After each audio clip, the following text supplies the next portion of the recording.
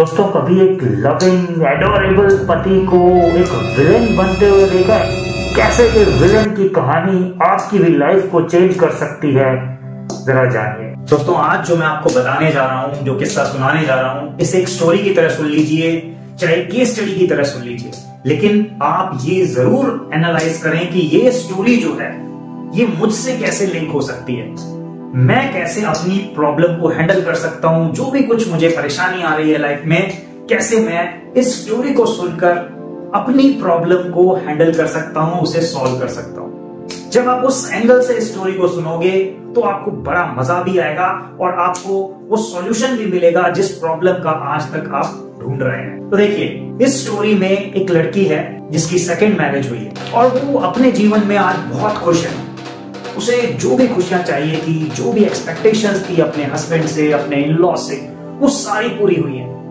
तो वो बड़े मजे से अपनी लाइफ जी रही है। लेकिन अचानक क्या होता है कि उसने एक दिन देखा कि उसका हस्बैंड जो है वो अपने कुलीग के साथ बड़े ही खुलकर, बहुत ही हंसी ठिठोले करते हुए वो बातें कर रहा है। तो उसे वो चीज अच्छी नहीं लगती है। उसने देखा कि उसी लड़की का कई बार फोन आता है और उसका हस्बैंड जो है वो बड़े अच्छे से और बहुत ही मजाकिया तौर पर उससे बातें करता है, जैसे कि बहुत एंजॉय कर रहा हो। और उसे तकलीफ तो तब हो जाती है जब एक दिन ऑफिस की पार्टी में उन्हें जाना पड़ता है। दोनों हस्बैंड वाइफ जाते हैं और वहां वो लड़की मिलती है।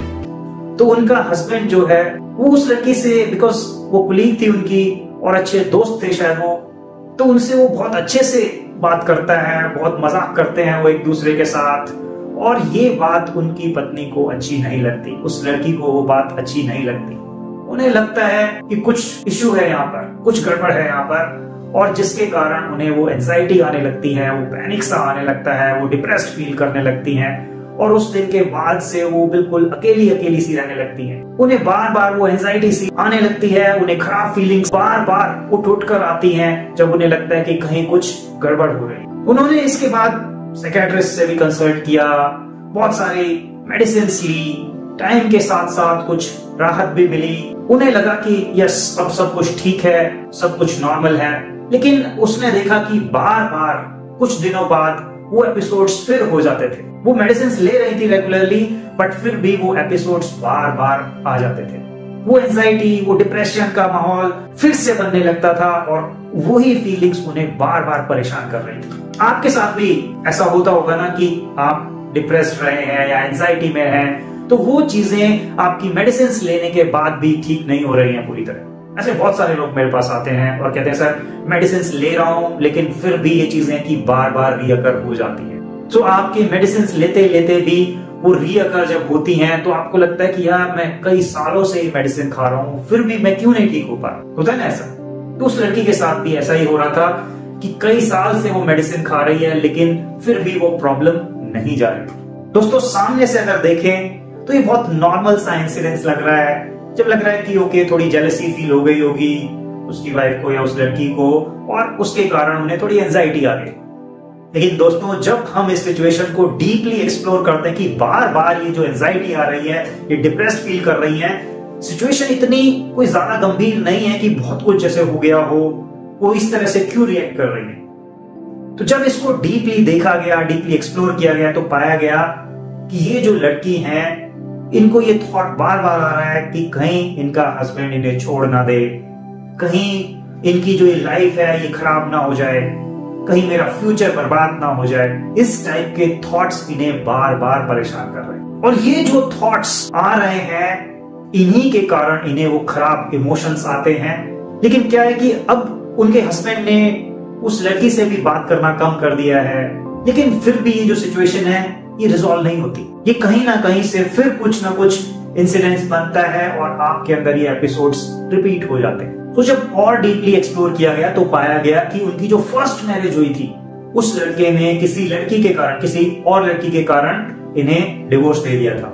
किसी और लड़की के साथ उनका अफेयर था जिसके कारण इन दोनों को सेपरेट होना पड़ा। और इस सेपरेशन प्रोसेस से जब वो गुजरे, जब वो कई महीने उसमें पेन सहा उन्होंने, तो हर वक्त यही थॉट चलते रहते थे कि उस लड़की के कारण उसने मुझे छोड़ दिया, मेरा फ्यूचर बर्बाद कर दिया, मेरी पूरी लाइफ खराब हो गई है। सो ऐसे जो थॉट्स उनके उस टाइम में चले, तो उसके कारण दोस्तों सुनिएगा, उसके कारण उनके अंदर वो जो न्यूरल पैटर्न्स बने, आज जब ये वाली लड़की आई तो वो न्यूरल पैटर्न्स एक्टिवेट हो गए। आज वो लड़की नहीं है जो पुराने वाली थी, दूसरी मैरिज है, इसमें बहुत खुश थी। ये सिर्फ कुछ मैच मिला, इन्होंने पाया कि कहीं मेरा हस्बैंड इस लड़की के साथ अफेयर तो नहीं कर रहा, और ये जो पैटर्न था ये उसके साथ मैच मिल गया। ये जो पैटर्न आपका मैच मिला है, वही फीलिंग्स, वही एंजाइटी, वही खराब जो आपको फील होता था उस वक्त में, वही आज फिर से वो सब एक्टिवेट हो गया और फिर से वही खराब फीलिंग्स आने लगी। दोस्तों, आपको भी ये ध्यान देना होगा कि आज चाहे हमें वो कई साल बीत चुके हैं, वो कई साल हो गए हैं उस घटना को घटे जो पहली बार हुई थी, लेकिन आज अगर 10% भी वो मैच मिल रहा है और आपका ये एंजाइटी आ रही है, तो इसका मतलब जो वो रूट पड़ा हुआ है आपका, उस पर आपको काम करना होगा। उस रूट कॉज पर जब तक काम नहीं करोगे तब तक ये एंजाइटी नहीं जाएगी, तब तक आप यूं ही डिप्रेस फील करोगे, यूं ही खराब इमोशंस आपको आएंगे, खराब फीलिंग्स आपकी बॉडी पर आती रहेंगी। जैसे इस लड़की को आज इस लाइफ में, इस प्रेजेंट मैरिज में वो बिल्कुल खुश थी, लेकिन एक छोटी सी घटना हुई और वो सारी खराब फीलिंग्स वो फिर से चलने लगी। अगर आप सामने से देखेंगे तो आपको लगेगा कि ये तो ओवर रिएक्ट कर रही है, ये छोटी सी बात के लिए इतना क्यों कर रही है, लेकिन उसके अंदर वो जो पैटर्न्स पुराने वाले थे वो सारे एक्टिवेट हो गए। जो कई महीनों का, कई सालों का उसने जो पेन सहा था, जो खराब पैटर्न्स उसके अंदर पड़े थे, वो सब एक्टिवेट हो गए, और जिसके कारण उसे आज वो सिमिलर इमोशन, सिमिलर फीलिंग्स आ रही है। उसे ऐसा लग रहा है कि आज फिर मेरा फ्यूचर बर्बाद होने जा रहा है, मुझे फिर से ये छोड़ देगा और मेरी लाइफ खराब हो जाएगी। और जब ये थॉट्स चलने लगते हैं तो फिर से वही खराब फीलिंग्स, वही खराब इमोशंस उसे अपने आगोश में जकड़ लेते हैं। दोस्तों, जब आप किसी इमोशनल घटना से गुजर रहे होते हो तो आपके अंदर जो थॉट्स रिपीट हो रहे होते हैं वो एक तरह से आपका बिलीफ बन जाते हैं, वो स्ट्रांग हो जाते हैं वो पैटर्न्स, और वो पैटर्न्स इतने स्ट्रांग होते हैं कि आपको एक छोटी सी आहट मिलती है, एक छोटा सा मैच मिलता है तो वो फिर से चलने लगते हैं। जब तक उन पैटर्न्स पे काम नहीं किया जाएगा तब तक आप कोई भी दवा खाते रहो और करंट सिम्टम्स को दबाते रहो, कितना भी दबा लो इन सिम्टम्स को, लेकिन ये नहीं जाएंगे। ये पैटर्न्स जो पुराने पड़े हैं उन पे आज जो दवा खा रहे हो वो कैसे असर करेगी। पैटर्न्स हैं वो आपके न्यूरॉन्स में, आपके अंदर जो मेमोरी पड़ी है, आपके अंदर जो इमोशन स्टोर हुए पड़े हैं, उनको कैसे आज जो ये गोली खा रहे हो वो कैसे हिला देगी, कैसे उन पर काम करेगी। तो आपको जो ये मेडिसिन है ये करंट सिम्टम्स को हैंडल करने के लिए है कि आज जो कुछ आ रहा है चलो इसको थोड़ा सा दबाव कम हो जाएगा, ये थोड़ा अच्छा फील करने लगेगा। सेरोटोनिन की केमिकल खा लिया तो आपको अच्छा लगने लगेगा थोड़ी देर के लिए, कुछ देर के लिए नींद ले ली तो आपका थॉट्स थोड़ा कम हो जाता है, तो वो नींद की गोली आप खा लेते हो और फिर थोड़ी देर सो लेते हो ताकि थॉट प्रोसेस थोड़ा स्लो डाउन हो जाए। दोस्तों, लेकिन अगर आपको इन पैटर्न्स को जड़ से मिटाना है, जड़ से खत्म करना है, तो जहां से भी ये आ रहे हैं उस रूट पे काम करना होगा, उस इमोशन पे काम करना होगा यूजिंग डिफरेंट टेक्निक्स।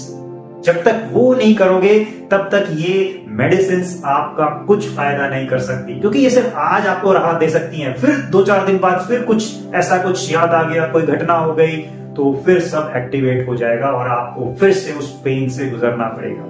हमें लगता है कि ये जो नया इंसिडेंट हुआ, नई घटना हुई है, इसके बाद हमें एंजाइटी आ गई, तो इसका उससे जो 8 साल पहले हुआ उससे क्या मेल, उससे क्या लेना देना। लेकिन दोस्तों, जो ये पैटर्न्स हमारे अंदर पड़े हैं, हमारा माइंड इसी तरीके से काम करता है कि आज जो कुछ हो रहा है, ये जो थॉट चला, ये जो इमोशन आया, अगर इसका थोड़ा सा भी मैच मिल गया उसके साथ तो वो सब एक्टिवेट हो जाते हैं।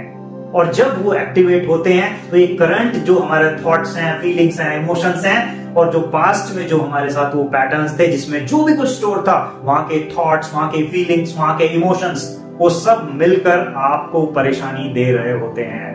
तो जो करंट चला वो चला, प्लस पास्ट का भी पाप या पास्ट का भी जो भी वो पड़ा है हमारे अंदर, वो सब सामने आ गया और हमें वो खराब फीलिंग्स, हमें वो खराब इमोशंस दे जाता है, जिसके बाद हमें ये एंजाइटी, ये पैनिक्स, ये डिप्रेशन आ जाते हैं। सो दोस्तों, आपको इस स्टोरी को सुनते हुए ये देखना है कि मेरा करंट प्रॉब्लम क्या है और इस करंट प्रॉब्लम से क्या कुछ एसोसिएटेड है, या कुछ जब मेरे पास पहली बार ये एंजाइटी आई, या पहली बार मैं जब डिप्रेस फील किया, पहली बार मुझे फियर आया, वो क्या था उस वक्त, और क्या वहां पर कुछ हमारे ऐसे पैटर्न्स पड़े हुए हैं जो आज भी मुझे याद हैं और एक्टिवेट हो जाते हैं।